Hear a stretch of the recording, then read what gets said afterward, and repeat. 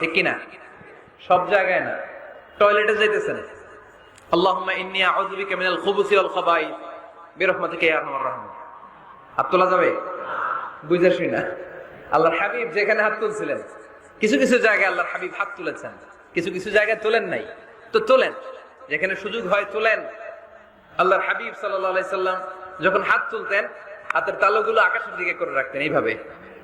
এজন্য আল্লাহর হাবিব বলতেন, ইযা সাআলতুমুল্লাহ ফাসআলুহু বিবুতুনি আকুফিকুম। যখন আল্লাহর কাছে চাইবে, হাতের তালু দুইটা এরকম উঁচু করে আল্লাহর কাছে চাও। সুবহানাল্লাহ পড়ো। আমরা তো শুধু এতটুকু তুলি। আরাফার ময়দানে বিশ্বনবী চাইতে চাইতে চাইতে চাইতে চাইতে চাইতে এভাবে তুলে ফেলেছেন। বৃষ্টির জন্য দোয়া করার সময় চাইতে চাইতে চাইতে চাইতে এরকম তুলে ফেলেছেন। সাহাবারা বললেন, হাত্তা ইউরা বায়াদু ইবতাইহি, এমনকি বিশ্বনবীর বগলের শুভ্রতা আমরা সাহাবারা দেখতে পেলাম। আমাদের বগল কি শুভ্র? কুসকুসে কালো, ঠিক কিনা? কিন্তু বিশ্বনবীর বগল ছিল শুভ্র ধবধবে।